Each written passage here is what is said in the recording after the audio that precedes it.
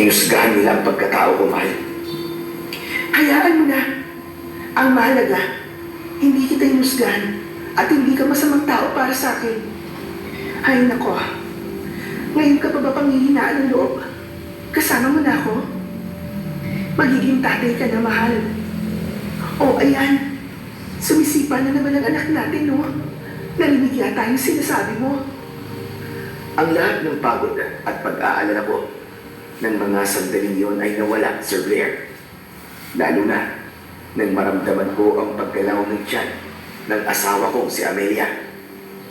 Wala nang sasaya pa sa puso ng isang ama kapag naramdaman ang pintig ng puso ng kanyang anak sa sinapupunan ng asawa. Yun ang karanasan na tuluyang nagpabago sa aking pananaw sa buhay. Muli naming itinuon ang paningin sa daan. Ng mga oras na yon ay tanghaling tapat na. Mataas ang sikat ng araw, pero hindi namin yung pansin dahil abala kami sa pagtingin sa paligid na nadadaanan namin. Nakaupo kasi kami ni Amelia sa hulihan ng Paragos, kaya malaya namin nakikita ang paligid ng lugar.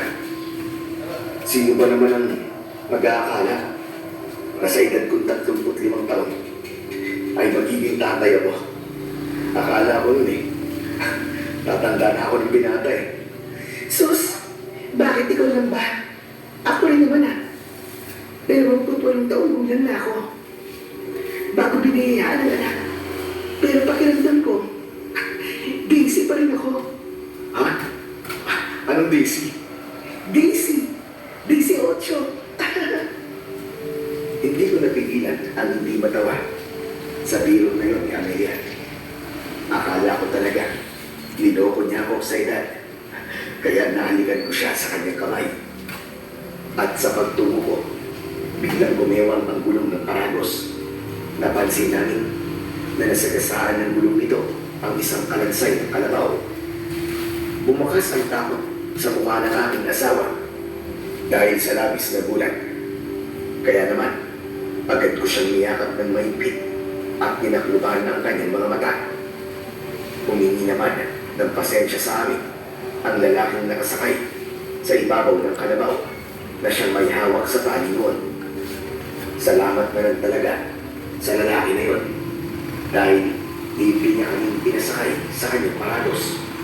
Ang Paragos ay ang karitong hila-hila ng kalabaw na madalas na ginagamit ng mga magsasaka para magatid ng kalakal sa malayong lugar. At dahil natakot ang asawa ko, sinikap kong pakalmahin ang loob niya. Huwag kang matakot, mahal. Marami rin talagang namatay na hayop sa lugar na to. Dahil bihira raw umulan walang mainom na tubig at namatay ang mga damo na pinagkukunan nila ng pagkain.